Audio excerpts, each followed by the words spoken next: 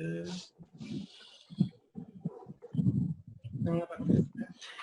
me start our meeting. My name is Murtaza Calendar.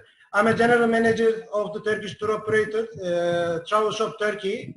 I have been organizing B2B events for over 10 years around the world. After the corona pandemic started to spread, I had to cancel many of our workshops. While thinking about this cancellation back at home, I happened to think that I could do a lot more internet. And taking responsibility, I have started to organize this morale and motivational section online. I have completed already 5 of them very successfully. We are now making the 6th one video. I do not have any moral and motivation education and not come from such family. In tourism, in my experience goes back to 1993. With all experience and the online technology help, I'm in front of you. So far, over 1,000 registrations from almost 100 different countries already registered. I would like to thank you to all our speakers and participants joining us online. This will be around 90-minute panel. I would like to introduce our respected speakers of ours. The International Association of the Destination Wedding Professionals, President and Founder, Ms. Kitzia Morales. Mr. Erik Wolf, the founder of the modern food tourism industry and the executive director of the World Food Travel Association. The International Festival and Event Association President and CEO, Mr. Stephen Wood Schmader. The International Ecotourism Association Executive Director, Mr. John Bruno. The South India Global Tour Operator Association, Mr. Kishore. The World Tour Operators Founder, Mr. Karl Ziegler. The Istanbul Tourism Association ISTTA Vice President, Mr. Eyup Babur. Bodrum City Promotional Association Member, Mr. Zeynel Kılıç with us. Thank you to be all of you to be here. And I would like to start one of our speakers. Let me just check on her because she's the only only the female speaker today. So I would like to give the first to her. Let me see if she will come online. 1 second, please.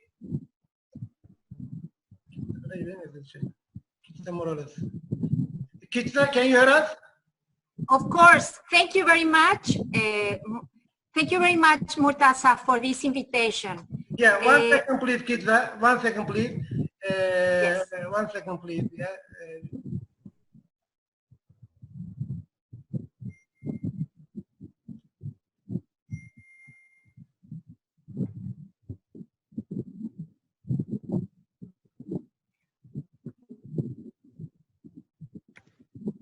One second, please.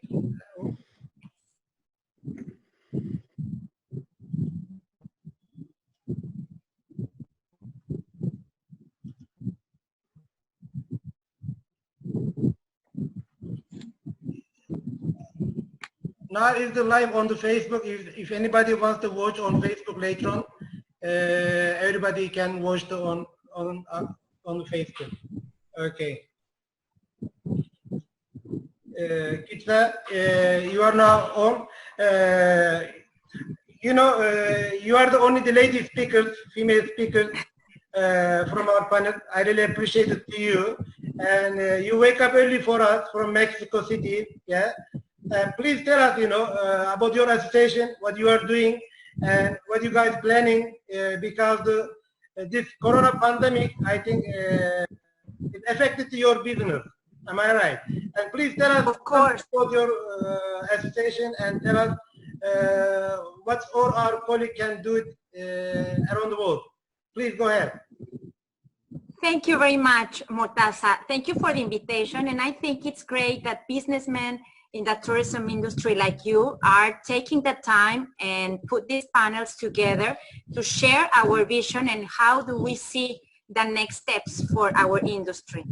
I'm representing the IADWP, is the International Association of Destination Wedding Professionals. And basically our business has been affected very hard, as all the tourism, of course. But I think that there's a light after the tunnel. And even though that more than 50% of the weddings has been postponed to next year, and countries like Italy and some of the main receptors of destination weddings have been hit very, very, very hard. Yeah. I think that we need to be positive, because people will continue to get married, people will continue to travel for romantic reasons, and I'm sure that this area of the tourism will be one that will have the quickest recovery. And we see that because only we have members from 20 countries. And even though that a lot of people postpone their weddings, some for the last months of 2020, and most of them, 50% for 2021, we see very few cancellations in the weddings. People is just looking into move their weddings until they can do in a way they will get the guests and everything, but they are not canceling the weddings. There's only like 10% of destination weddings cancel, according to our research. And another important thing is that destination weddings, they are normally they are smaller than the regular weddings. You know, like I'm sure that in Turkey or in India, we have, in Mexico too, we have weddings of 300, 400, 1,000 people. And destination weddings normally, when they travel somewhere to have a wedding, the groups are smaller, less than 100 people. So I think that destination weddings a lot of people will opt for a destination wedding in the future. And another thing, there's a big opportunity for travel professionals to sell the buyouts in different destinations. I think that buyouts will be a big selling point for affluent weddings. And I see that the weddings, the destination weddings in the future, in the near future, will be much more intimate. And there's another kind of wedding that it's having a lot of, I'm sure that it's going to be very popular in the near future. And this celebration is the elopement. That basically the groom and the bride decide that they don't want to wait until they could have a big wedding. So they just move to a paradise place, and they have their wedding just by themselves or with very few guests. And the micro weddings too, in the ones that you only have like 10 or 15 guests, there will be another trend for destination weddings. So I think that, you know, the destination weddings business, it started around 20 years or 15 years after the crisis, after the 2008 crisis, as a way to host a wedding, not expending so much money. So I'm sure that right now it's going to be the same. And after this situation, I'm sure that the destination wedding industry and the romance travel industry will be stronger than ever. Yeah, thank you very much. Yeah. One question, if you don't mind me. Of course. I mean, do you get very often cancellation, and do you get any new bookings? I think that in this moment it's a little bit tricky to know, because some of the couples that cancel, around 10% of the couples cancel their weddings. But some of them, they will still get married. They will decide it later when and where are they going to get married. And we see in our industry a lot of interest, and a lot of interest of people to book for 2021. So I see that it's going to be growth in this market. for 2021. Yeah, that's good. That's good. Let me ask our speakers. Do you have any question to Kitzia, Stephen, Erik? Your voice, Stephen. Do you have any question to her? I think your mood is off. Can you open your mood, Stephen? Yeah, it took me a second. Technology. No, I was curious. You know, we come from a standpoint of larger events, and certainly the weddings are certainly more personal to people than even large gatherings and things. And so I've seen so many people having to postpone their weddings. When they get together, are you putting out guidelines and things? Is everybody postponing weddings, or are they trying to do the social distancing and limited attendees and also destination weddings? Just with the travel airlines and things like that has got to cause a lot of concerns for people as well right now. Yes, actually, I think that it's a mix of everything. Weddings in the near future, and I'm saying for the rest of 2020 and for 2021, they're going to be smaller, that's for sure, because there's a lot of people, maybe old people or people in risk of getting infected, they will not travel. So that's a fact that that groups will be smaller. But because here in meetings and conventions, it's only involved business, you know, but here in weddings, there's involved a lot of emotions. So brides and grooms, if they want to get married, they will travel to have the wedding of their lives. Even though that they are not going to have so many guests attending, but they will do it. And actually, the industry is evolving very, very, very quickly to do these weddings. That a part of it will be in the destination, but still hybrid weddings where people that stayed at home, they will have the opportunity to enjoy part of the wedding. So I think that the weddings will continue to take place, but of course, as you say, with different forms and different protocols in the near future. It's incredible the way that Romance in travel industry has been prepared to follow all of these protocols that they need to fill. Right now, it's a little bit of a guessing because we don't have, in several countries, we don't have like rules of how many people you could bring to your wedding, but everybody is getting very, very well prepared in the protocols. And actually, most of the resorts, of the most popular resorts and hotels that receive weddings, they already launched their protocols to receive groups and to receive guests. So I think it will be a matter of the couple to decide if they want to have a more intimate wedding in the short term. I'm talking about the end of 2020 and maybe the beginning of 2021, or they want to wait until the next year to have the wedding of their dreams with a lot of people attending. Thank you. Erik, do you have a question to Kitzia?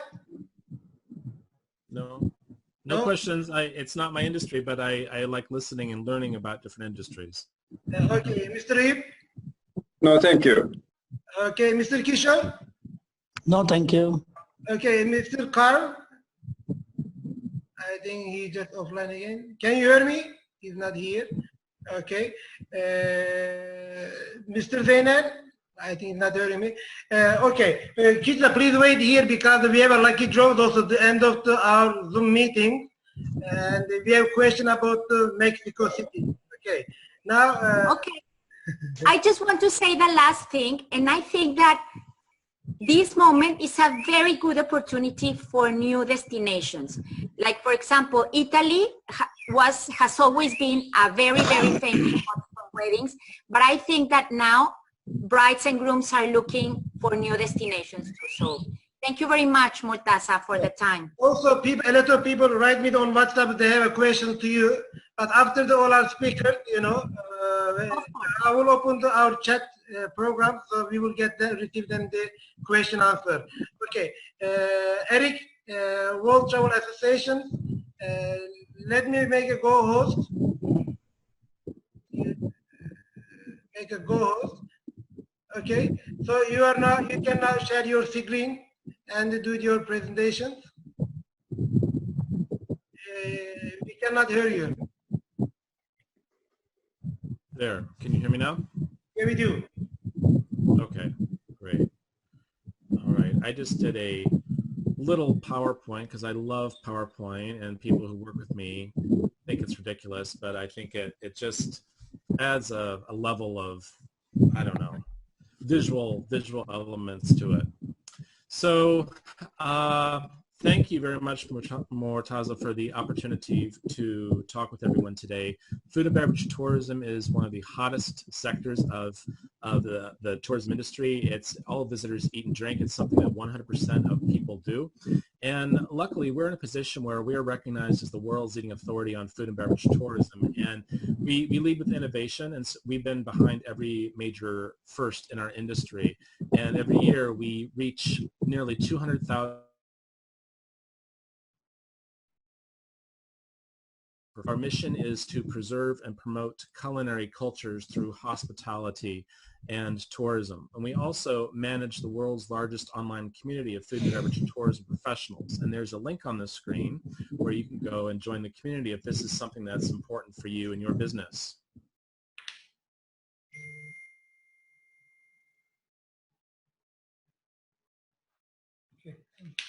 A common understanding of food tourism, because I think a lot of people, it means a lot of things to different people. It can mean gourmet to some people, it can mean farming or agritourism to other people. For us, we take a very broad view, and we look at food tourism as the act of traveling for a taste of place in order to get a sense of place. Now, many times you'll ask an academic and they'll have a whole paragraph of an explanation, but it really doesn't need to be as complicated as that. For us, it's a very simple perspective. Now, the ideas that I'd like to share with you today came from our online food travel summit that we delivered last month. And we were prepared to talk about trends in food tourism and what was happening, but we needed to make some adjustments because of everything that had happened in the world. And the good news is, of the top 10 recommendations and things for you to think about, most of them are positive, which is great for today's topic. So an important thing to keep in mind is that our love of good food and drink won't change. And I think a lot of people are in kind of a paralysis mode right now. And they're thinking, I have to shut down my company. This is never going to recover. What am I going to do? And they're either in a wait and see mode or they're in a paralysis mode. And don't need to be that way, because people are always going to love good food and drink. So when things do correct, they will still be there wanting good food and drink products and experiences. And things that we had been noticing an increasing trend in that people were showing a greater respect for and interest in local culinary cultures. This was happening already. And people are saying that when travel starts again, that the biggest source of travel is really going to be locals and regional residents, which is fantastic to hear. And what is driving that, or what will be the cause of that, the end result of that? People will be able to learn more about their culinary cultures. So maybe you never spend any time visiting the wineries near you, or maybe you're not so interested in the local baked goods, but now you have an opportunity to learn more about your culinary culture because you're not going to be traveling so far. We do see that there's still a strong opportunity for product development and diversification, and that's specifically in the case of beverage products. Anything having to do with beverage. It doesn't have to be alcoholic beverages either. It could be fruit juices, mineral waters, soft drinks, and so on. There was still an opportunity last year to do more with product development, and we see that opportunity still still available this year, that people could develop more kinds of products, more different types of tours, whether it is a behind-the-scenes tour or it's a maker's tour where the actual brewmaster or the fruit juice person or whatever is actually giving you a tour or explaining in more detail what they're doing. Obviously, health and safety issues are going to continue to be a concern in food and beverage. They've always been important to food and beverage, but even more so now. And this is going to create opportunities. So if some of you are wondering how you're going to, what the next chapter of your business is, I think if you think about some of the health and safety issues that come around that. So maybe it has to do with how the sampling is done, for example, or how admissions are done. So you need to think outside the box, and there will be some opportunities there as well. And I think it's nice to see that finally there's new attention on the contactless market, and also for the disabled travelers will benefit from this as well. We have all been acculturated now to the fact that we should be using our credit cards or debit cards, tapping things and not even having to put your PINs in. And this is going to continue to be the case in the food and beverage tourism industry. But also it means that because there's no contact taking place, we're having to think about how we're delivering our products and experiences, how people are paying for them, and how they're experiencing them. And one of the challenges in the food and beverage tourism industry has been that people who are disabled have not been able to necessarily go out and participate in things. I always use the example of the Jameson Whiskey Distillery in Dublin, Ireland, which is a very, very interesting site visit, a factory tour, but with all of the curves and ceilings and staircases and everything, it's very difficult for people who do not have full use of their arms and legs to be able to experience something like that. So we've seen many things now about the about virtual tours and so on, and I think this is a continued opportunity in our industry. Now, also one of the things that we're seeing, another potential and something that can hopefully excite you, is that smaller companies can now gain market share from those leaders who are failing to innovate. And you look at some of the big travel companies, many of which have been criticized for how they're handling the crisis, and they're able to actually take market share. And you see this a lot of potential in this area, specifically in hotels. Now, unfortunately, many of the weaker businesses are going to fail, and that does mean, though, that when those businesses fail, stronger businesses will get stronger. So you could look at that, either the plus or the minuses of that. But those weaker businesses could also consider a pivot. So one of the things that we're seeing in the food tourism industry is that food tour operators are doing things like coming out with their own cookbooks, or coming out with food gift packages that they're then shipping to people. There's a woman in Alaska who is sending products from the U.S. state of Alaska, including smoked salmon and some other different things, to people who are interested in that. So that was not part of her normal business model, but it created an opportunity for her. Now, there are two things that we do need to kind of keep in mind.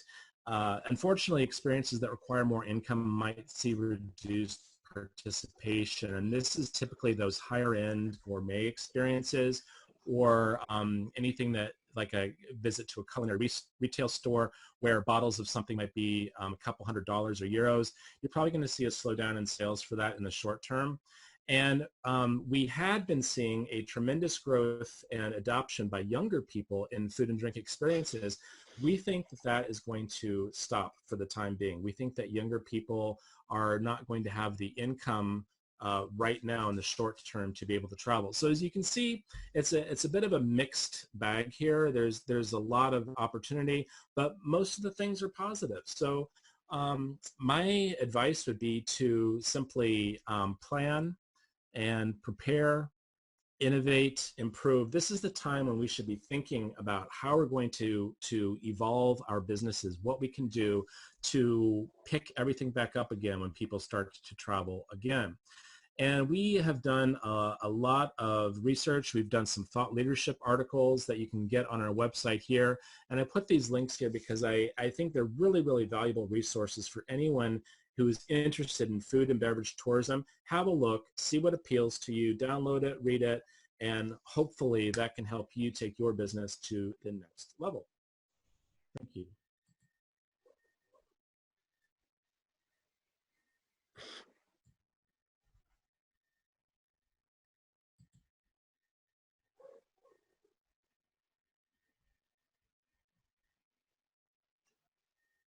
Erik? Yes, Murtaza. Yeah, you done the presentation? Yes, yes. Okay, okay. Let me ask them all our colleague if are they have any question. I think you shared. Let me. Yeah. Let me ask Stephen. Do you have any questions to Erik? Please open your. We cannot hear you.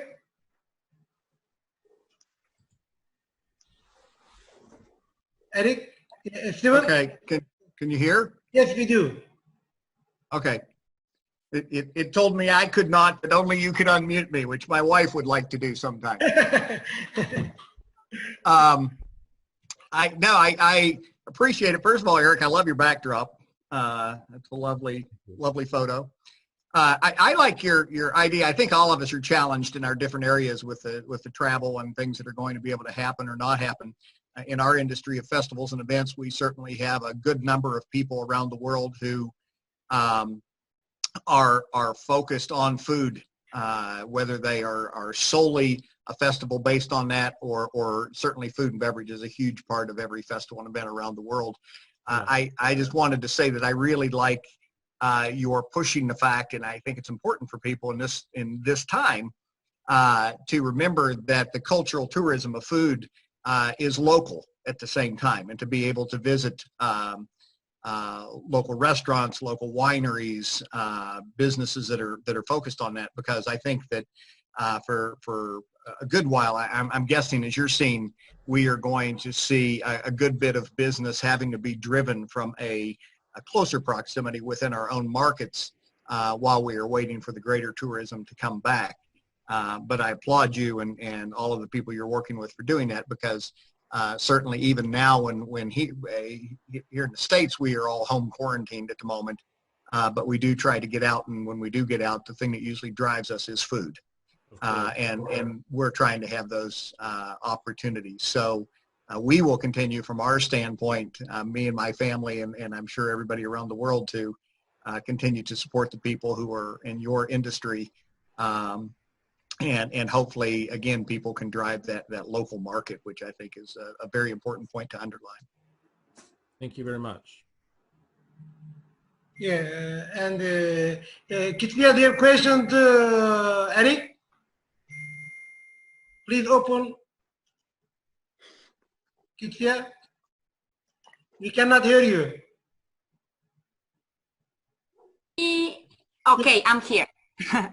Okay, congratulations for your presentation. I love it. And I think that right now, one of the biggest challenges, it will be that local people consuming the restaurants in order to keep them open, so that they will continue to be a very attractive part of the tourist attractiveness of a destination. So I love your presentation. I think that the restaurant industry and the gastronomy in general is vital to keep tourism going. So congratulations. Thank you. I think one thing that we all need to keep in mind is that locals can be tourists too. And normally in the past, before the pandemic, we would look at examples of cities, and I always include Mexico City, Los Angeles, London, where you can travel 2 hours across the city to experience a new restaurant, a new market, a new store, something like that. But you're still, in your own city. You're just going to a new neighborhood. And another thing that I think destination marketing organizations specifically can be thinking about right now is to look at turning local residents into ambassadors. So yes, we can't get on a plane and travel across the world right now.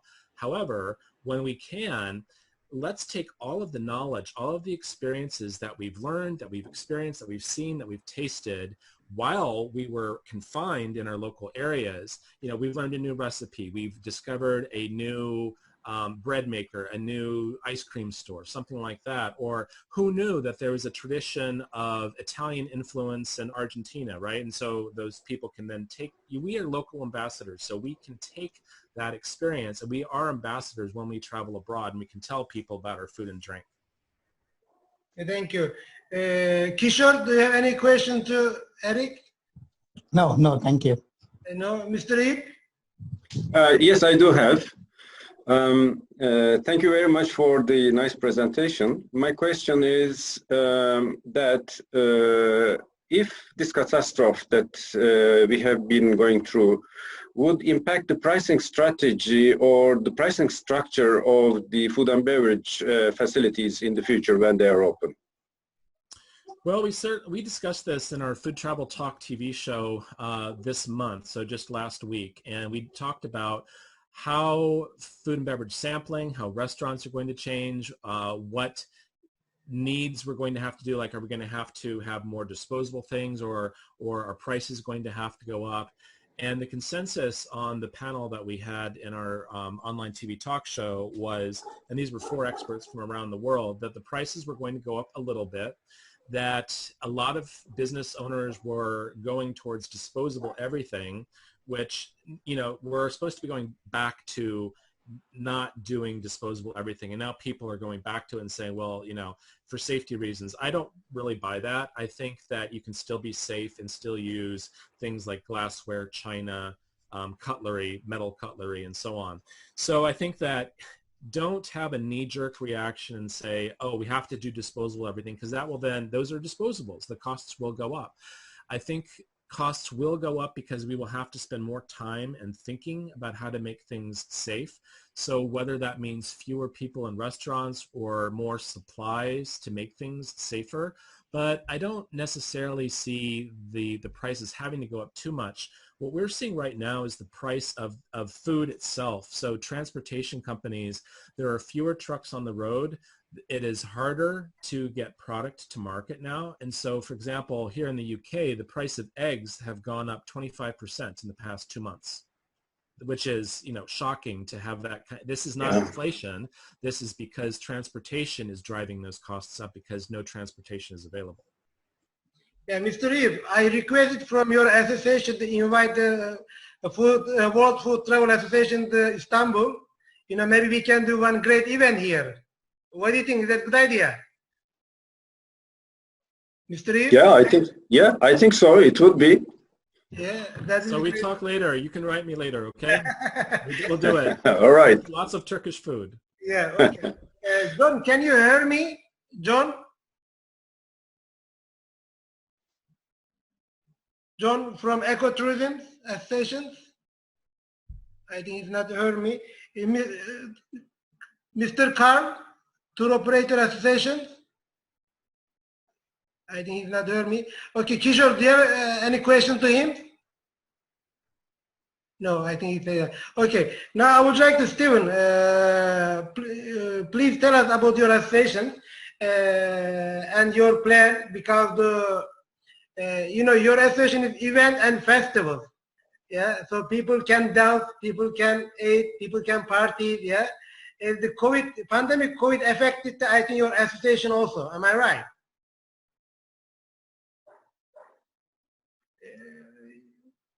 Okay, we cannot hear you. There you go. There you go. Can you hear me now? We do, sir.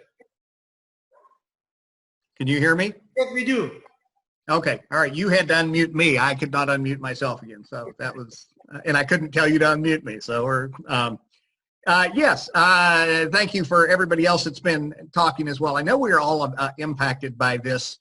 Our industry, the International Festivals and Events Association, we represent everyone that you would consider a public event around the world with mass gatherings. And we're talking now people putting together mass gatherings in the tens or if not hundreds of thousands of people for events that we all draw our families and our friends and our communities together for. And around the world, on the very large end of things, that includes everything from the Olympics to the World Expos, to the Tournament of Roses parades and the Macy's parades, to what you would consider your local community events of all types and sizes and everything, whether they are food events or travel events or balloon rallies or sporting events and fun runs and anything you can imagine that you've all attended, because everybody in the world typically has looked forward to their local events to get together for when it's time for their vacations or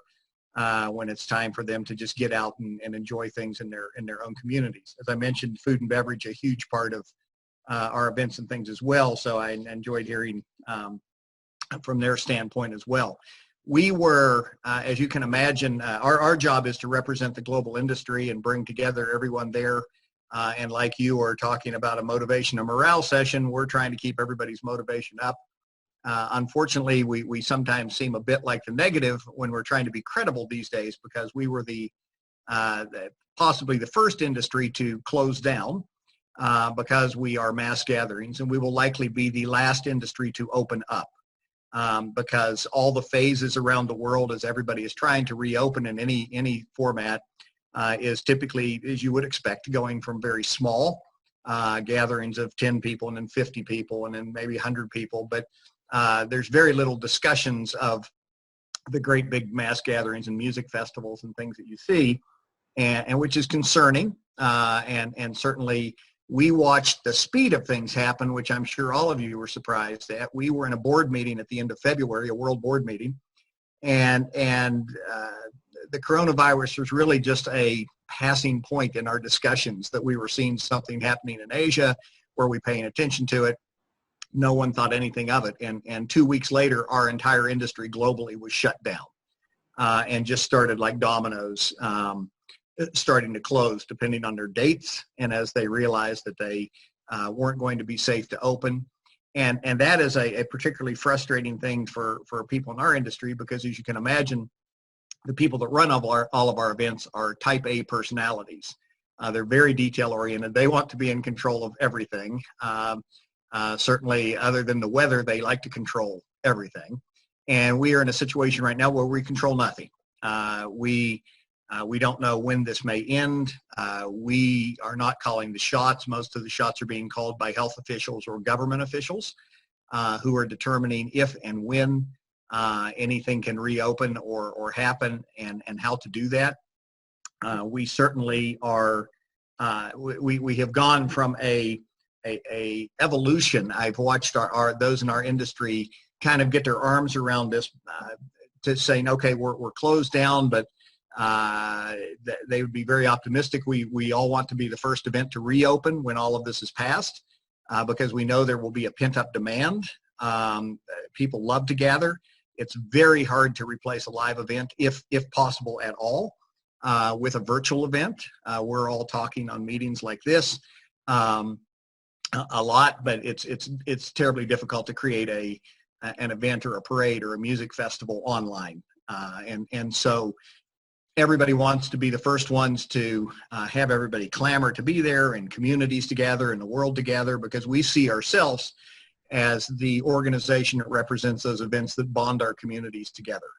It brings everyone together, and we are used to, in the past, we would see tragedies which were awful, whether they were shootings or a 9/11 or things that were happening around the world that were awful events, but they were happening to a single location or a single event, and we could all learn from those and then adjust our events to try to make them better and prevent those from happening.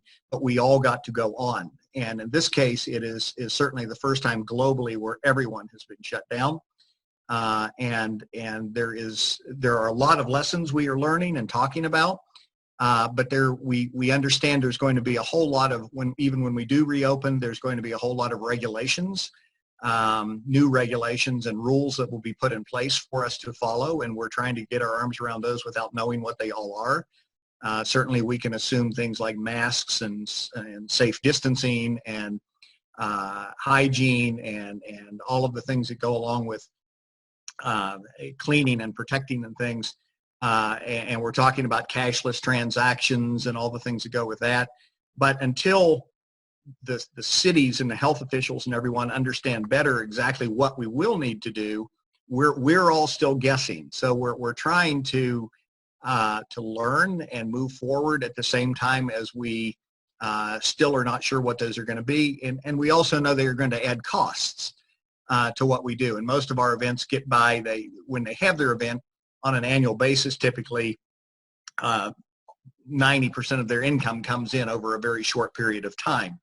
And so we're very dependent on things happening the way we want them to, and hopefully things like weather and other things don't get in the way. So a lot of our people are now moving from the idea that they were hoping to be the first out of the chute. Now they're realizing they probably have to cancel, and then they realize now that cancellation may be for a year or two, which is bad, as you can imagine, economically for our folks, because there's not a real good way to make those dollars back up. So people are burning through reserves and trying to make things happen. There is some government support in places around the world, but limited, not enough to keep people alive for a long time.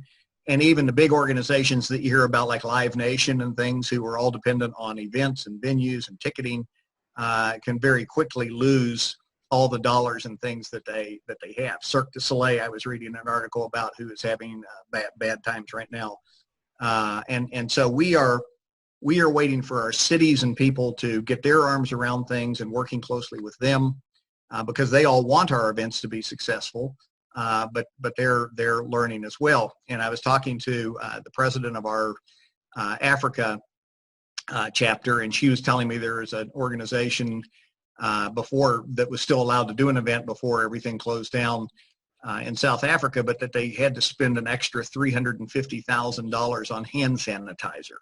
So that's a whole lot of money, and everybody doesn't have that sitting around in their budgets to just stick that in, and let alone anything else we may have to do with masks or fencing things off, or events that have no entrances that now need to create entrances.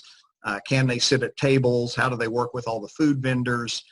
What kind of rules and regulations are we going to have to put in place with those suppliers and things that we have, who we come and build small cities in a park or a street in places they didn't exist before. And so there's a whole lot of things that we have to think about on that. And so I think when we look at, we would certainly like to see our events open up sooner than later. They are huge tourism drivers, as you can imagine. And we want to partner with tourism in every way we possibly can. But I would, not to be the naysayer, I think for large events, though, in talking with the World Health Organizations and governments around the world that we're having conversations with, I think it's going to be a while. To quote a health official I was on the phone with just this week, their quote was, quite some time before we will see large events reopening. And so we are having to look at that. We are seeing some attempts at events happening, especially in Asia and China, where obviously the virus started, and now they have it a little bit on the other end of the curve, and they're opening up and doing some big car shows, and places that are trying different versions of music festivals and things where you drive your car in like a drive-in theater and watch the performer on the stage. People are trying different ways of approaching things as much as they can. Parts of the Pacific, Australia, New Zealand seem to have a fairly decent control on the virus, but they are still being very cautious on whether they will open up through large events. Most places around the world are saying large events will not open probably for 2020 at all, and until there is a vaccine, which we are all cheering and hoping for sooner than later, and that mass inoculation, that herd immunity that they talk about, likelihood is we are not going to see a whole lot of large events. We are watching people like theme parks, like the Disneys and people around the world, as they are trying to reopen, and seeing how they are doing that and the steps they are taking to do social distancing and safe service and ticketing and all of the things that go with that. So again, that on that, not to be just the negative guy, we are an industry that is incredibly creative, incredibly resilient, incredibly supportive of one another. And I think what we're gaining from all of this is certainly a master's degree that none of us had applied for. But we are also, we're making friends, like on calls like these, and other organizations that we hadn't thought about partnering with, or that we were friends with, but we're now getting closer to. And I think those conversations are going to help all of us. I think we are going to drive forward with a whole lot of new relationships, a whole lot of new thought processes of who might work together, whether you want to put a food event in Istanbul now all of a sudden, those kind of things are great. We may talk about some things that would never have gotten talked about before. We're doing our own webinar series as well. I would invite people to go to our website at www.ifea.com. Lots of information there on how, if you're interested in the festivals and events side of things, and looking for ways we can tie together. I think we are all trying to do our best. I would remind everybody that there is no one out there that is really the expert. We are all trying to learn and do our best. So please support everyone. Please remember your events and all of the volunteers and the people in the communities that they serve, and be supportive of them as much as you can in any way you can, just like all industries. It's a new experience for all of us, and we hope to get through it sooner than later. When we do, we look forward to our events being there to help bond our communities and our world together again, and to the support of all of you in the tourism business to help us maximize that when that time comes.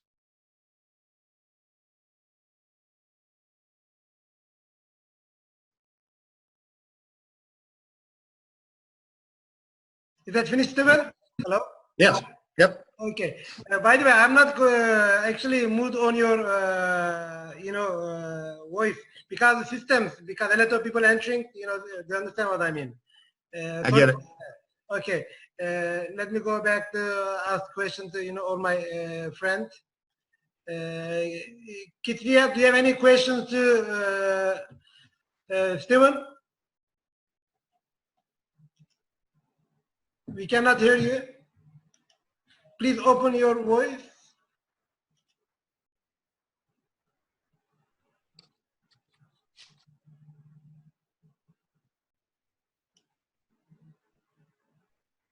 Sorry. Okay. Sorry, I don't have a question. I just have the biggest desire that we can go back to festivals again, because nothing will be able to replace this human interaction, and that's my only desire. Thank you very much for your presentation. You bet. Yeah. Mr. Eyup? No questions, but a comment. So Stephen, you were talking about this is an unusual time and new relationships are being forged and we're meeting new people that we never would have come into contact with before. And I agree with you 100%. I mean, I'm connecting with people on LinkedIn and Facebook and anywhere that new people that I never would have come across my eyes before. And also, I would like to speak with you, Stephen, after this, because we might have an opportunity to feature you on something else that we're working on. So new opportunities are being forged right here. They're right here, man. You're watching them be built as we speak. See, everyone, opportunities are being forged. You can do it too. Yeah. Kishore, do you have questions?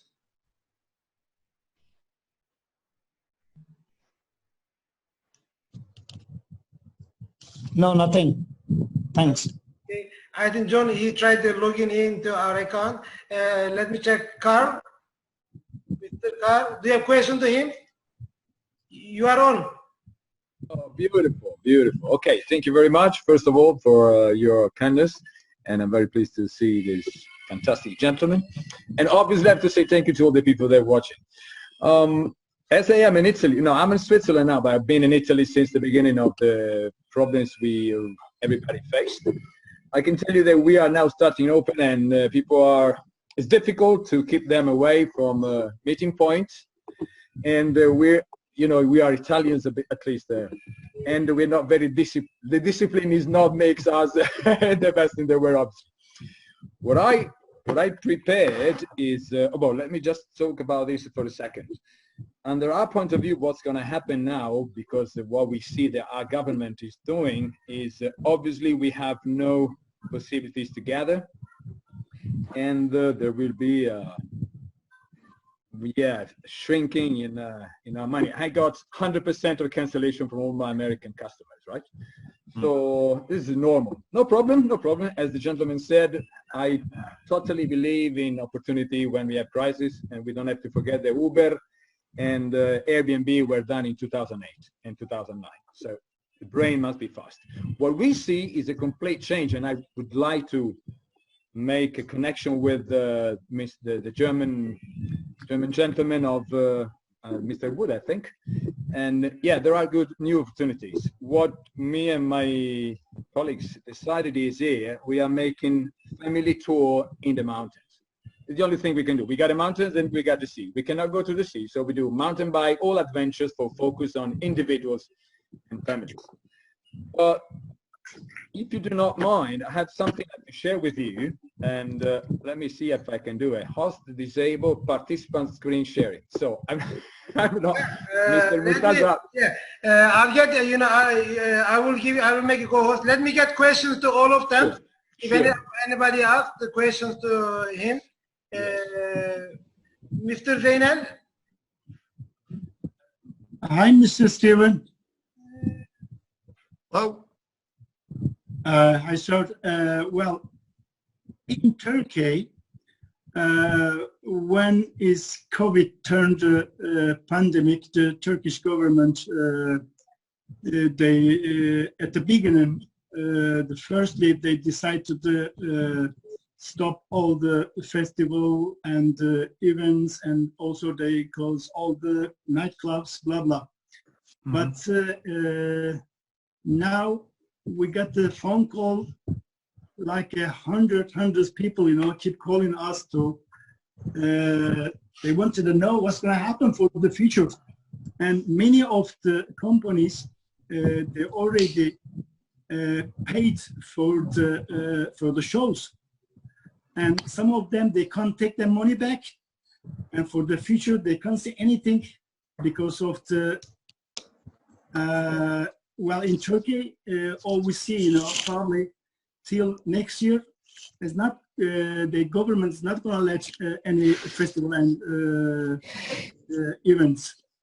So, what do you think that what can people do, about getting them evidence back from the events companies?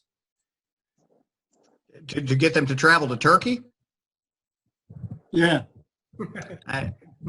As good as anybody's guess. I think we all, again, have to work together and get, I think it starts with the individuals. We're a mass gathering thing, and we go back down to the individuals.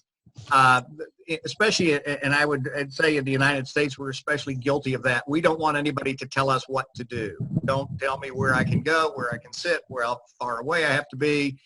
Everybody they want to be supportive and patient for about a week, and then they're tired of being supportive and patient. They want to get out and be themselves again and go where they want to go. And until we all, as individuals, recognize that we have to support, we have to wear masks, we have to safe distance, we have to do all the things in order to keep everyone healthy. That includes airline travel and things as well too. I know the airlines are trying to get people to comply with things that they want them to do safely, and some people are and some people are not.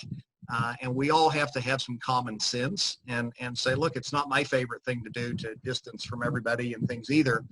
But the more we support as individuals to help find or to limit the spread of the virus until there is a vaccine and things, and as we start getting smaller gatherings, whether that's in a restaurant or a store or a shop, and let those go safely. If we can't do the small things well, we will never get back to the large things again. So I think that we all have to just encourage through whatever networks we have that individuals think in terms of everyone else. And yes, we have to put ourselves out for a while, and we understand that's not fun. But it will get us back sooner and quicker to where we want to be, where everybody can travel safely and want to do things. And I think for those who are willing to travel or able to and allowed to, certainly any kind of travel that you have. Turkey is a beautiful country, as is all the other countries of the world, obviously. But maybe those kind of tours where family groups and things can go do things together, as opposed to attending large events where obviously they aren't going to be happening anyway. But maybe it's a chance for those smaller family units or weddings, destination weddings or something, to enjoy your country and all that you have to offer. So I think we all have to start small and grow out. And we are all not going to be patient enough. We all want that to happen now. But since it won't, we have to deal with that reality as well. And again, I think some more creativity and things will come out of that on our parts as well. Yeah, thank you. John, can you hear me? John, Bruno? John? John? I'm here. Yeah, do you have any question to Stephen? No, I think he explained it pretty well. Okay. I think all of that. I think you have no camera, am I right? No cam. No, I do. It's just I have poor bandwidth out here. Yeah. Now your turn. I think, difficult to log in, please tell us, because your affiliation, ecotourism, ecological tourism is very important, especially now with COVID pandemic, you understand? I think you can tell us more about, how we can understand ecotourism. Please go ahead. I'd be happy to. First of all, let me touch on something that Stephen mentioned earlier, which is that our data that we have, and we have a lot of it, indicates that there's very high anticipation for returning to travel. So you'll see consumers initially begin to take what they consider a calculated risks almost immediately upon being able to fly.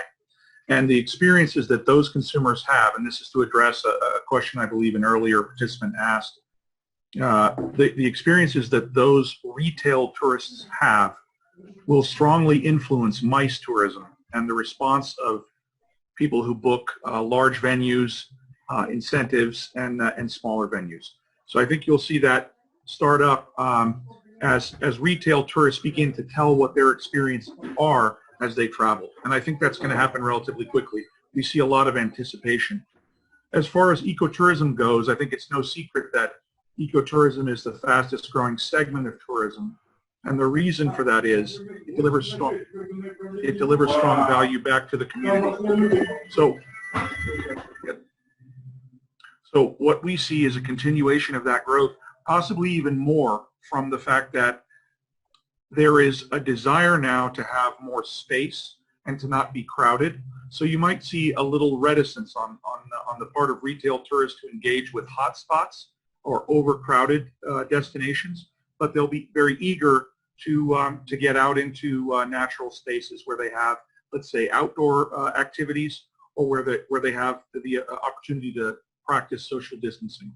So we see that there'll be a strong continued growth in ecotourism, probably beginning as early as the early part of 2021.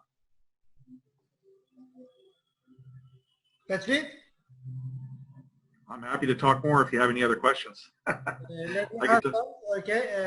Kitzia, do you have any questions to him? No, just I 100% agree that there's going to be a desire of the people actually to get married too in these places that are secluded and that will offer a much more sustainable experience. This is something that we will experience for sure. Congratulations for your presentation. Thank you. Okay, Mr. Erik? Okay, Mr. Karl, do you have questions to John? Yeah, you are, please go ahead.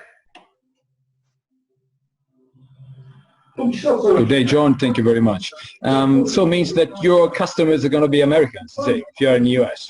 You are in the US, so you focus on your market, because otherwise I do not understand which can be your targeted market.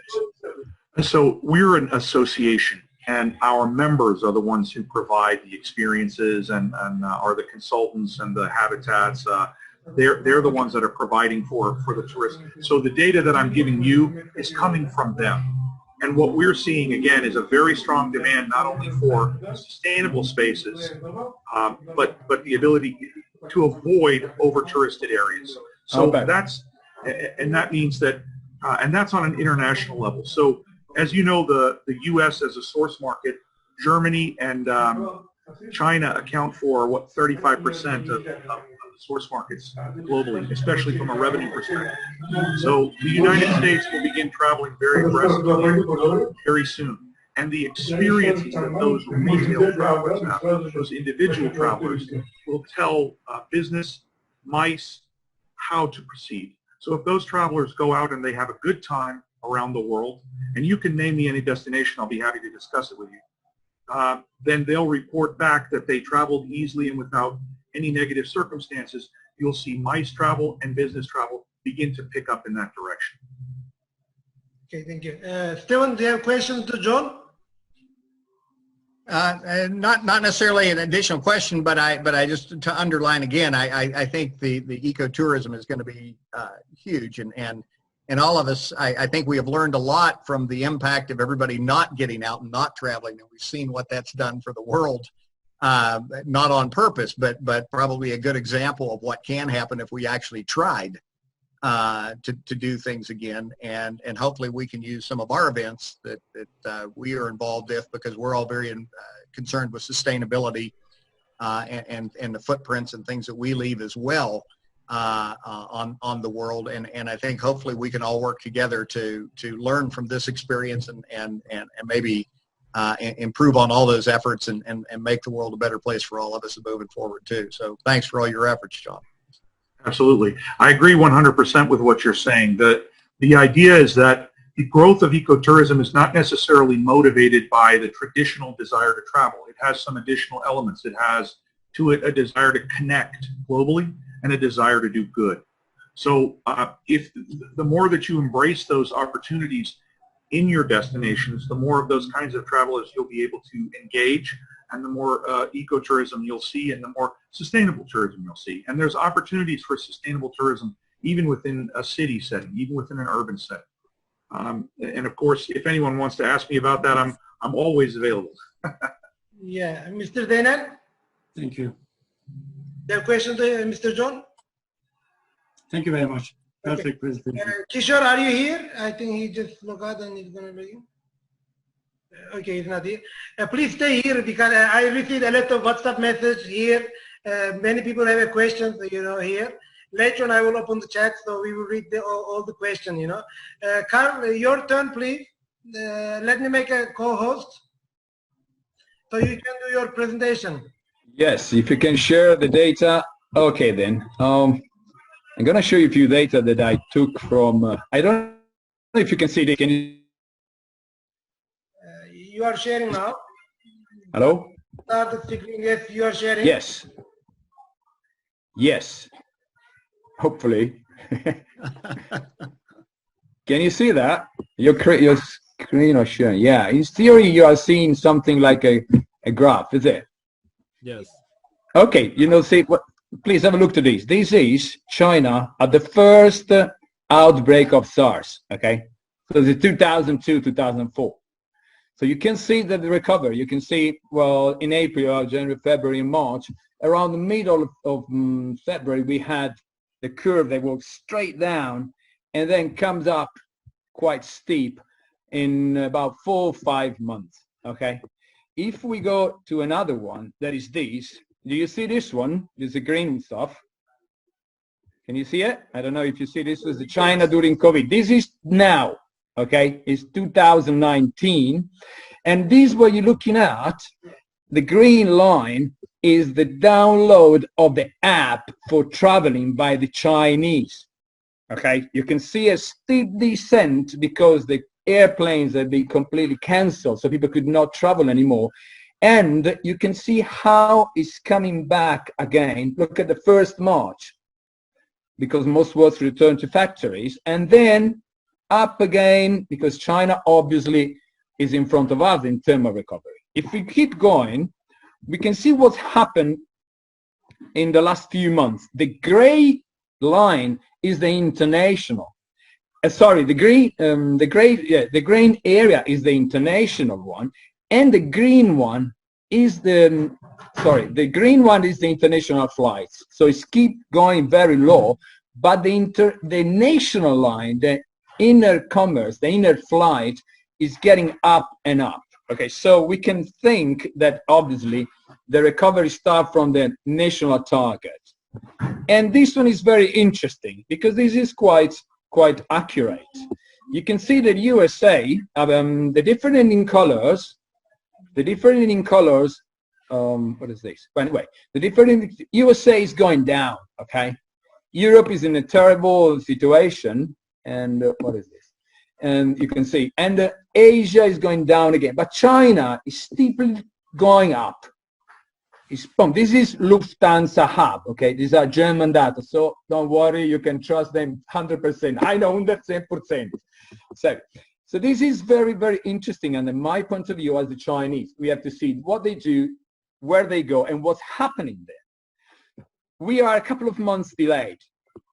While them, they are going up again. So this is very interesting, especially for Asian countries, and the partners of us, they are now watching from Asia and working with the Chinese. Well, I would say to them, be confident.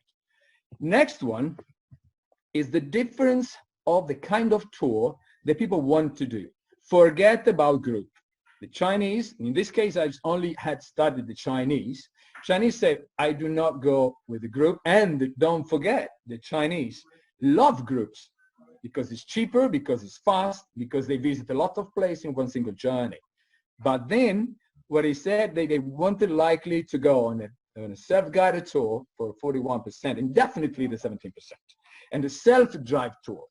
So this one will lead to a grab from the high-tech company that deal with tourism, the new startup, and later, if I have the chance, I will show you what's going to happen. And so the transformation of the business obviously will be done by, I don't know if I can say thank you or not, but this crisis is completely changing the new tourism that is facing us. And don't forget the 5G is coming, so with all the consequences. If we keep going, this is the distances that the Chinese wanted to go. They're going to stay close to their country, okay? Less than 3 hours flight, so 3,000 kilometers is a 23%, and the rest are going to Asia and so on. You can see it on your own. This is McKinsey and Company data. While this is the airline capacity and hotel occupancy rates compared, okay? You can see 2019 and then May 4, 2010. So you see that keep straight down, and now they start to going up. Obviously, this is the occupancy, and the hotel occupancy rate is on the other side. What is interesting to say that China first, holiday following. 60% of people that booked holidays are below 30 years. That is an increase of 43% respect 1 year before. Can you imagine? And this is a scenario of recovery for the hotel. The economy and mid-scale are the one that will come back soon. So we can think that the market that we have to focus is that one, economy and mid-scale market. But obviously the problem are the flights. So it's not an easy business to deal with. And what else? Let me see. The travel recovery peak will likely came after September 2020 in China. The data I got are Chinese because McKinsey obviously has studied this one. So I found this one, and we don't have now actual data on what's going on in our place. But I like to see the future because this is the future with respect to us. So you can see, I mean, I don't want to bother you too much, but in any case, this is the planned resumption of travel. Let me see if there is one immediate future. I know that all the guys and the companies that are looking at us, some of them are very big, but also some of them are family companies, and I don't know if it's correct to say them to establish a crisis management task force and secure, monitor ongoing liquidity position. In other words, please, save money, guys. Cut down your workforce. Save money. First things to do, cut down the workforce. There is a company I studied that is Caterpillar, American company of machines. Fantastic. When they had the crisis in 2008, no, in the 80s, sorry. What they did, they cut down completely the workforce. But they do not save money on engineering and investment. That if we change the point of view, this means invent new products, we have been through crises of any type. I know that all of you guys that are watching these have been suffering and working very much to get where you are. Don't worry, we will keep going on. But please invent new product. You have to focus on individual and see where people can go where there are no people. Mountains, ecotourism obviously is a very good response. Green, bicycle, families, but invent new things. Otherwise, it's going to be very difficult. But compress spending and ensure keep a liaison with your past customers. Find the email of all your customers you had through the years and write them. How are you? We are right. We're waiting for you again. Don't worry. Keep this. It's much easier to sell something to someone you already sold something than to find new customer. Let me see. And that's it. Okay, this is what I had for you. Hope was the first. This is the first part on the recovery. The only data I could find. I'm sorry, couldn't find many more.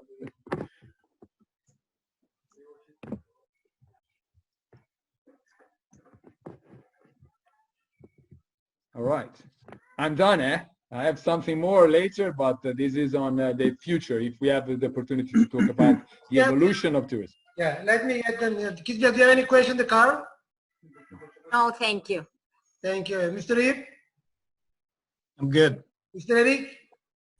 Yeah, just a comment. I really enjoyed those slides. I had not seen that kind of data before. And it's interesting that we're looking to China as leading the recovery in travel and tourism, at least as per the data that you were showing.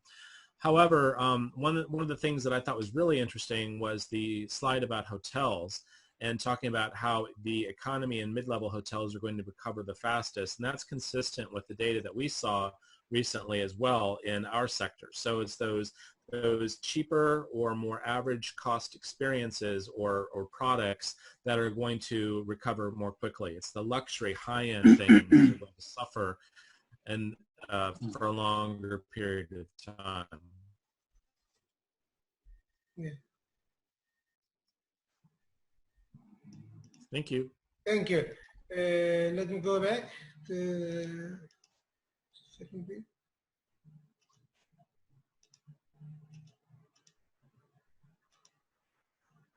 One second, please.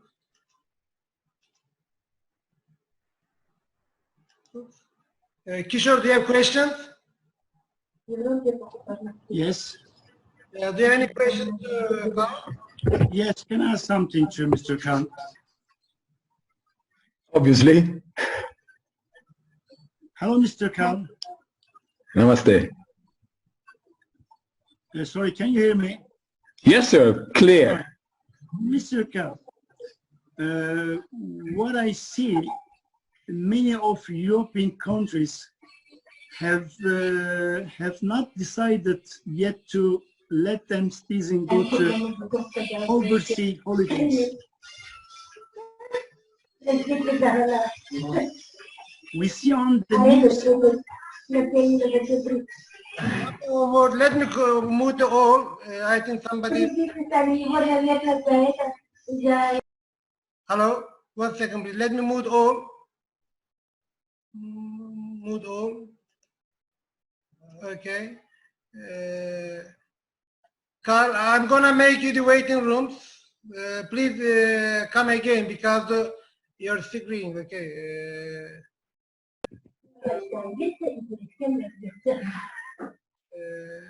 Put in the waiting rooms. Okay. I will make him back again. Him. Okay. Zeynel, Mr. Zeynel, can you hear me? Yeah. Yeah. Because I think he will be back.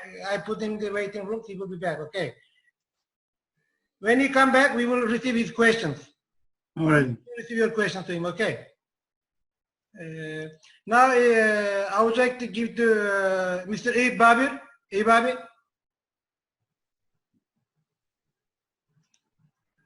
Sesin kapalı abi. Okay, can you hear me? Yes, we do. Seni co-host yapıyorum abi şimdi. Okay. Host yaptım abi seni şimdi. Okay, okay, good. Good morning or good afternoon, everybody, wherever you are around the world, at your home offices or working in isolation in your workplaces. I'd like to share a short presentation with you, so please allow me to share my screen with you. Just 1 second, please.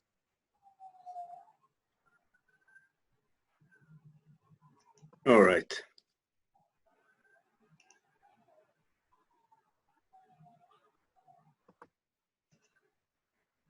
Okay, I'm pleased to welcome you to this presentation from Istanbul, Turkey, as the Vice President of the Istanbul Tourism Association. I'd like to very much thank dear Murtaza, our valuable colleague, and also a member of the management board of our association, for arranging this gathering, and also for his efforts to sprinkle positive vibes around in these challenging times. It is so sad that the tourism industry got hit the hardest from this crisis, but we all know and have experienced so many times in the past that our clientele is resilient and don't need much encouragement to return as soon as the safety and confidence come back. As you see on the screen, on the chart of the World Tourism Organization, as Karl also has shown similar charts, tourism movements around the world has grown back again even after major circumstances like 9/11, SARS, and global economic crises. After all, businesses have to run, and exploring the world is one of the most pleasant things for everybody. I guess you all agree with that. So with the first glimpse of some positive news, let's all be ready to assist our clients again, but now focus on creating exciting new programs for them, especially based on unique experiences. As you all very well know, unique experiences is one of the most ascending trends of today in the travel world. Being an ambassador of Istanbul, I'm very proud to say that this city is truly unique in that regard. No doubt that you all know that Istanbul is the only city in the world settled on 2 continents, Europe and Asia. It has also been the capital of the late 3 empires, Eastern Rome, Byzantine, and Ottoman, and it was at the final point of the ancient Silk Road. People visiting this city feel this mosaic in every direction. Heritage, trade, business, architecture, shopping, food, entertainment, and the way of life. What this city of 3,000 years of history offers is the very meaning of unique experiences. Every year, MasterCard puts together its Global Destination Cities Index, and which ranks 200 cities around the world based on how popular they are with tourists. The survey not only takes into consideration the visitor numbers and the travel spending data, but also predicts where people will be visiting within the next year.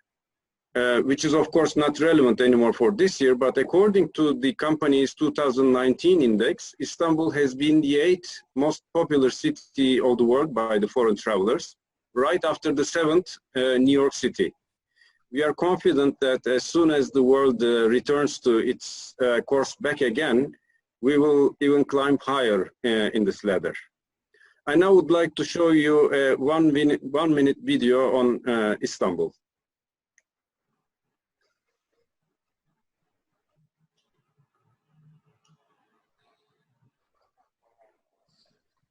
Sesi gelmedi abi.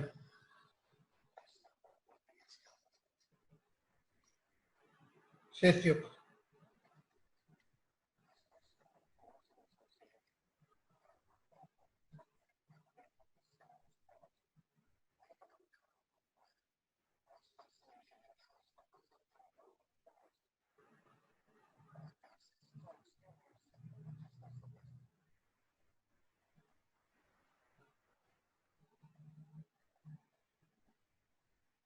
Ses gelmedi iyi abi bilgilensin. No sound.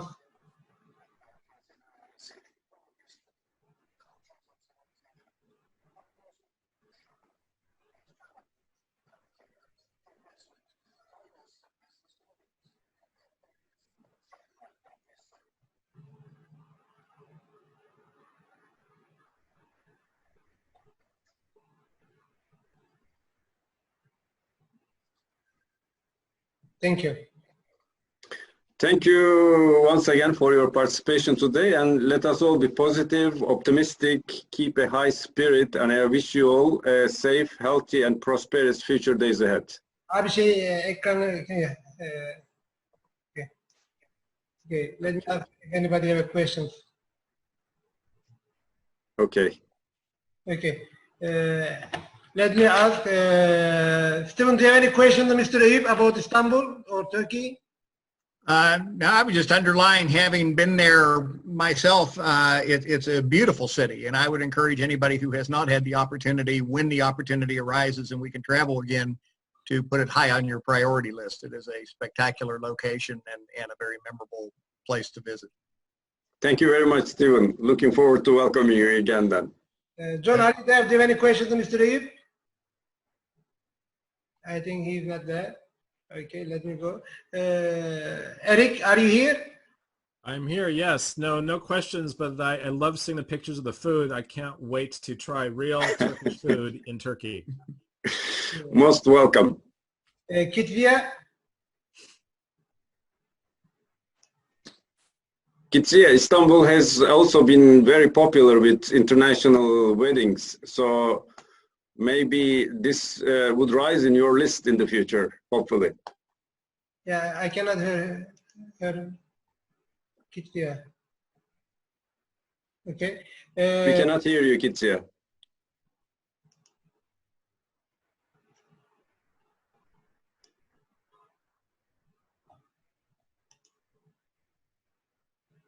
Kitzia, can you hear us? Maybe I'll get her question later on. Yeah, Mr. I'm here now. I'm here. Well, just as I said in the beginning, I think that this is a big opportunity for new destinations for weddings. So I think, well, Istanbul is the most beautiful city in the world. I'm sure that you have plenty of opportunities, and we will be more than happy to showcase what your beautiful country and city has. Thank you. Thank you. Thank you. Thank you. Kishore, are you here, brother? Kishore?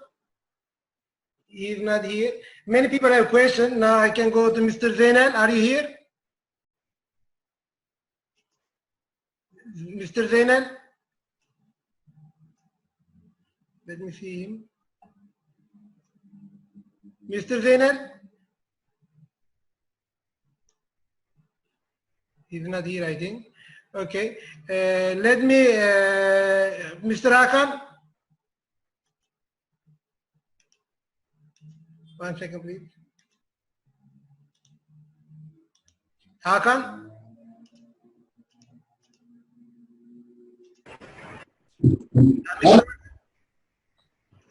Can you please inform them what is our price? Okay. We cannot hear you very clearly, Hakan. Hello? Yeah, we cannot hear you very clearly. Please check your microphone. Let me see.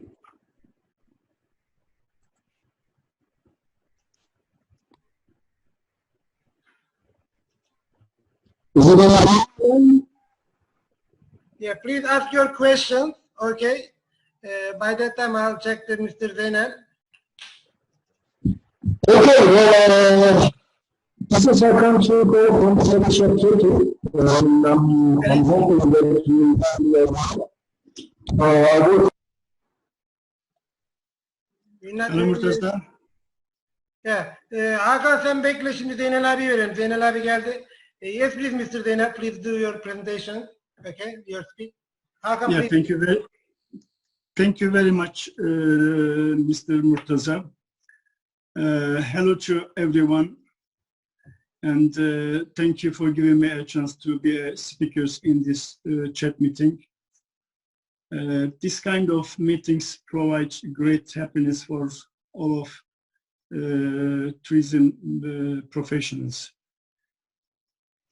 I would like to say I do respect all the speakers and participants from hospitable and beautiful holiday town of Bodrum.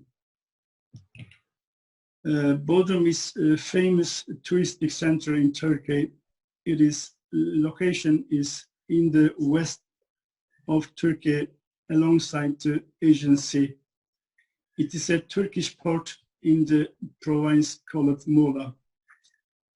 Most of them live off fishing, shipbuilding, which is called wooden bullets, or the manufacturers of carpets, and also important part is, of course, tourism. Bodrum is the site of the ancient city of Halikarnassos, the location of the famous mausoleum of Halikarnassos, one of the 7 wonders of the ancient world. Although more than 1.5 million tourists flock to its beaches, 5-star hotels, boutique hotels, and clubs each summer, Bodrum never loses its cool. Bodrum is a charming place as it has pleasing contrasts between the ancient city and playground for rich Turks and an array of foreign visitors.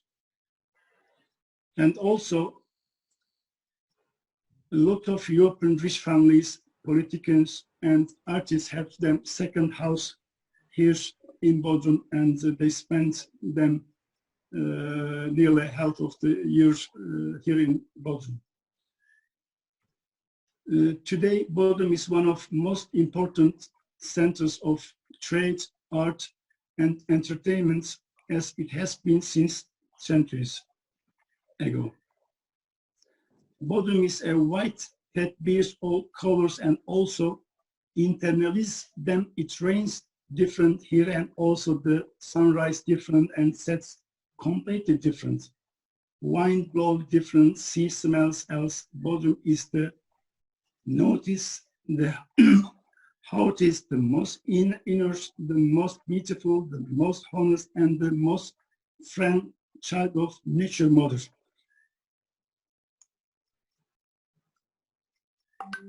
Bodrum Peninsula consists of 9 towns, many of beautiful bays and beaches. There are many historical places to visit in Bodrum.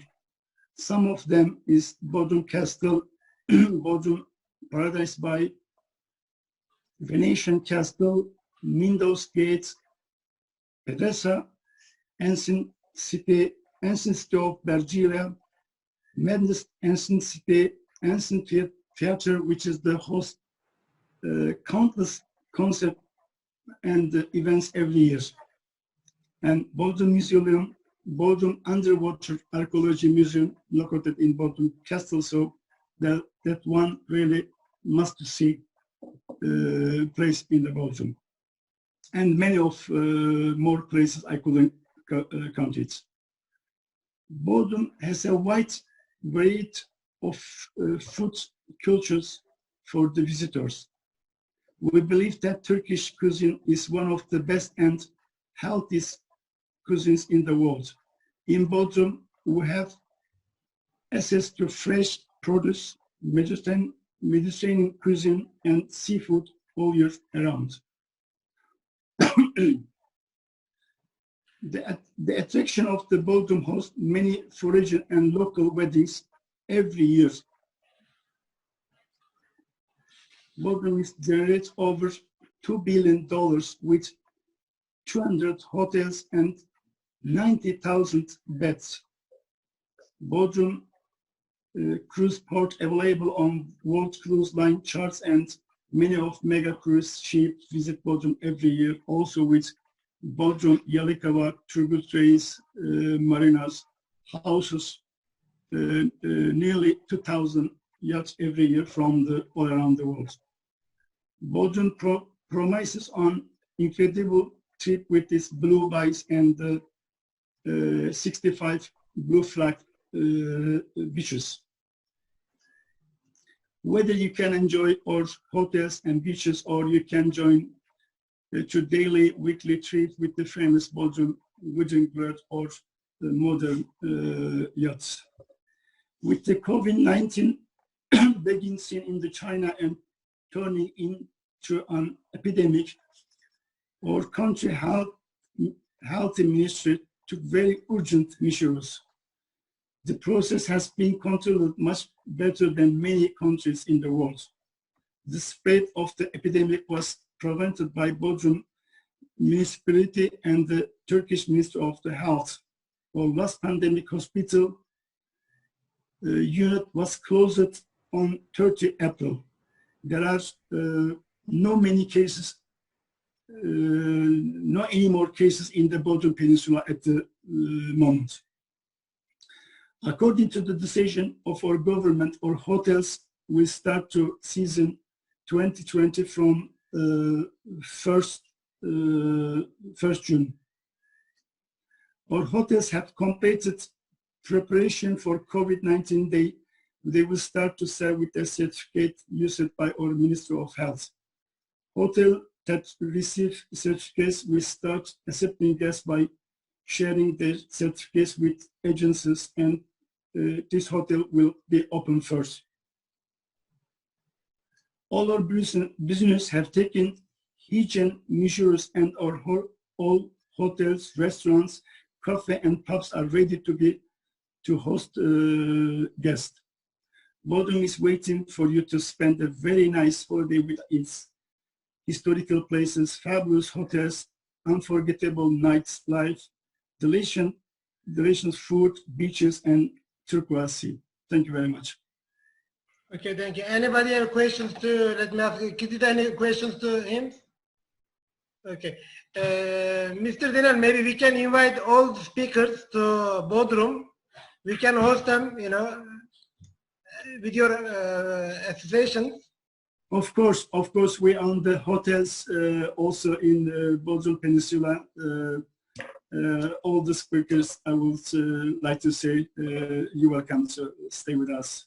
Have a fabulous holiday with us. Okay. Now, let me open the, if anybody have a question, we can read it from here. Mr. Hakan, can you hear me? Mr. Hakan? Let me see Mr. Hakan here. Hakan?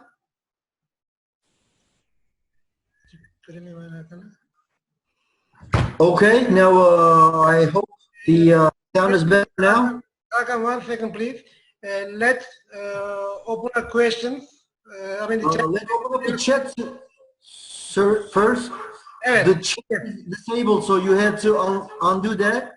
Okay, just a second. Let's open the chat. If anybody have questions, they can write here. Chat.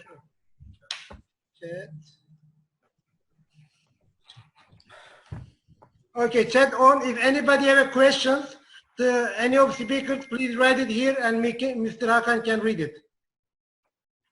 Our chat is open now.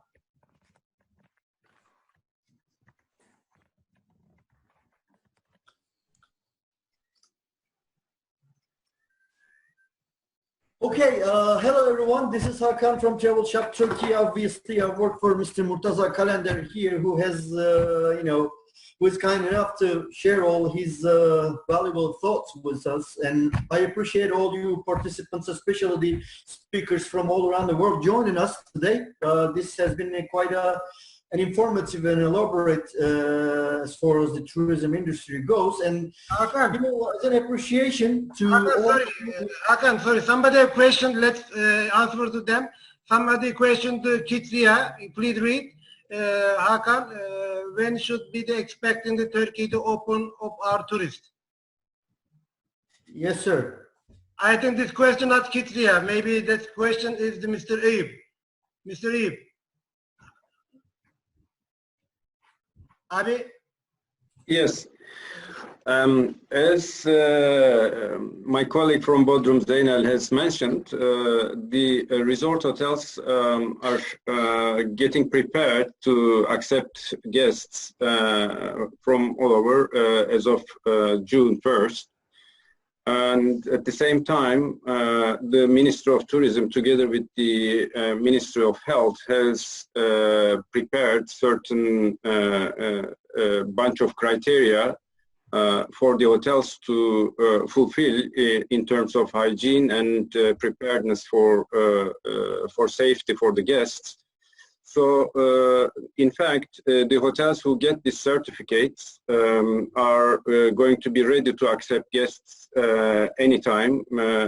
Some hotels are already open in city destinations.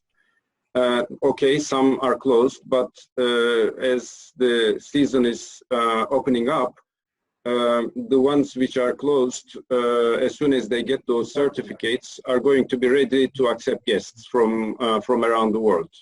Okay, thank you. Kitzia, the question is to you from Nina. Which is the new destination for wedding? Well, I think that in this moment, closer destinations will be selected besides overseas destinations.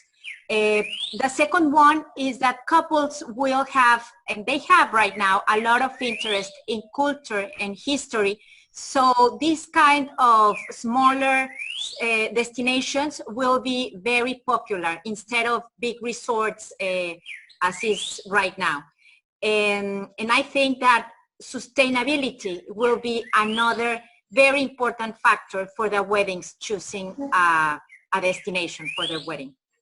Okay, and another question to Mr. Zeynel, any Indian restaurant available in Bodrum? Mr. Zeynel, I can answer that. Yes, they have an Indian restaurant available in Bodrum. Stephen, I think you have a question. My question is for the Stephen. Is there any document being put together as a general guide for the event industry to use the post-COVID guide for visitors attending big events? There are guides, you can hear me, I assume. There are guides being put together for events on how to prepare for the visitors. And not necessarily a guide for the visitors how to attend the events. I think that we will be learning together and asking the visitors to please respect what the events are asking them to do, which will be a good bit as we are able to reopen, a good bit of things like masks and safe distancing and maybe temperature control stations and any of the things that we will be asked by our cities and governments and health officials to put into place. If they want to go to our website at IFEA.com, we have a COVID-19 webpage, resource page, and they can look at the variations of manuals and guides that we have access to at the moment, ranging everything from theme parks to the smaller events that are trying to open sooner. And you're welcome to read through those. They are accessible to everyone, and you can read through and see what people are putting out there right now in order to give us advice on what we think is going to happen. So they are being invented as we go, but some of them are out there right now, and you are, again, certainly welcome again on our website to go through those.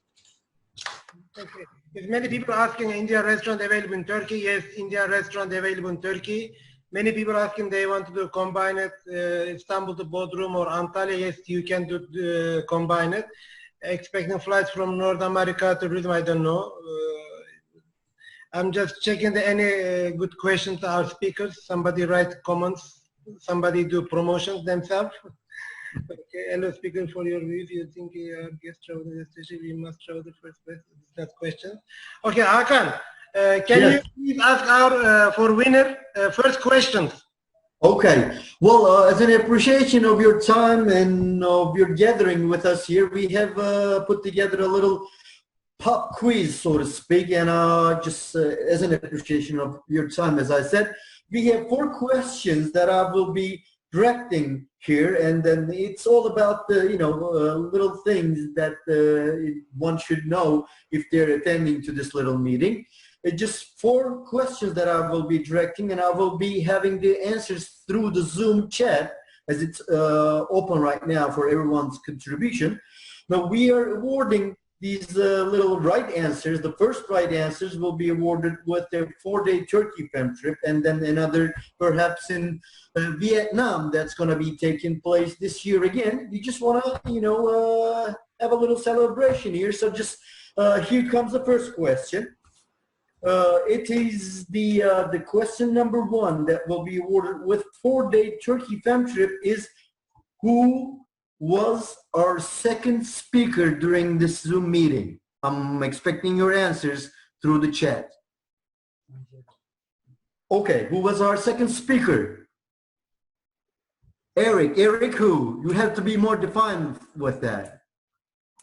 Can we have the Mr. Erik Wolf? Yes, I see this answer. The first answer here is, let me see because it's going so fast. Okay, there is a lot of Erik Wolf. Did you take a note, Mr. Gökhan here? Yes. Okay. Rosita, no. Gabriella, am I right? No, not Gabriella. So many people write same time. Oh my God. Yeah, there is. I think that the full name will be Erik Wolf. That's right. And to my screen it says Harry Verrier.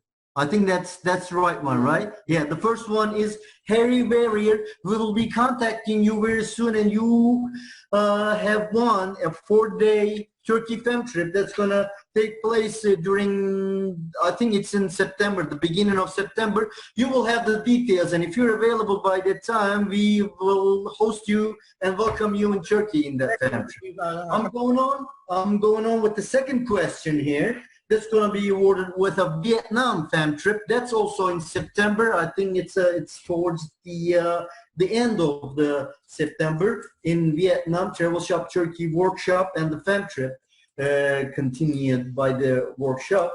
And that's the second question. So bear with me here and listen up carefully.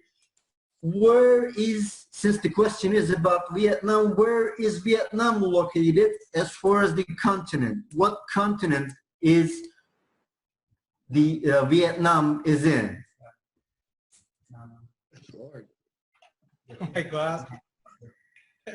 Okay, I'm looking at the screen now. It's going all haywire here. Do you see it, Mr. Murtaza? Somebody write East Asia, Darpan Shah. Darpan Shah. No, or there's a before. I think Christina. Yeah. Christina is the first one to answer the right answer. That will be Asia, South Asia to be exact. But the Asia is the right answer. So that's also duly noted. I'm going on to the third question here, which is something domestic. Since we are in Turkey, what is the capital of Turkey? Go ahead. The city that's the capital of our country, Turkey. There are people saying Istanbul, and of course that's not. Wrongly. I think okay, I'm seeing a lot of Istanbul here. Apparently it's most famous, but it's not capital. But the right answer comes from Isabel Portilla, if I'm right. That's the first right answer here. No, actually, wait a minute. This is going all so fast, so I can see Ankara many times. I think Rajendra, I guess. Yeah, I think so too. No, there is also, as soon as I touch the screen, it goes on, it goes under.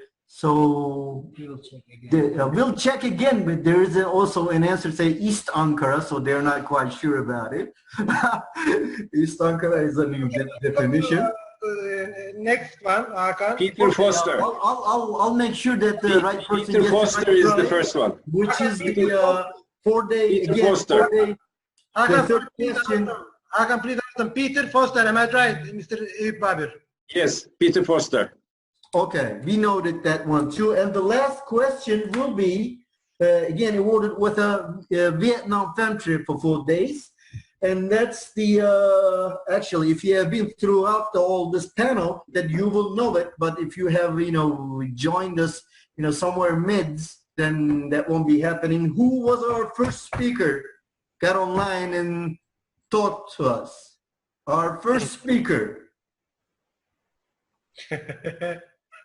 Somebody smiling. Oh, I see a lot of, and since the ladies come first, yes, it was Kitzia, and I'm trying to locate the winner here. Do you see the first answer here? There's no Katia Morales. It's more like a Kitzia, to be exact. Lady, that's not polite. I think I'm seeing Gabriela Gomez. Well, okay, Gabriela Gomez has said it's Kitzia Morales, and that's the right answer. And it was the end of our little pop quiz. Thank you for your attendance. We have made 4 happy, at least the happier participants here with 4-day Vietnam and Turkey fam trips. We will be contacting you shortly with details and to make sure that you're the first one to answer, and you will get all the details you will need to join us with these fam trips. Thanks you for time. Thank you. I would like to thank you to all of you to be here. I'm glad to see you all. I hope we will do again. I invite all of you to be in Turkey with us, and especially our speaker, Kitzia from Mexico, Erik from UK, Steven from USA, and John, I think he's here, Ecotourism, and Karl from Italy, and Kishore, I think he didn't have a connecting to come to online. He just sent me a text message. Thank you to be here. Put your hands up, please. Say bye to with all our hands. Thank you guys for being here. I really appreciate all of you. Thank you. Thanks. Thank you. Bye-bye. Thank you. Thank you. Take care. Thank you. Take care. Thank you. Namaste. Thank you.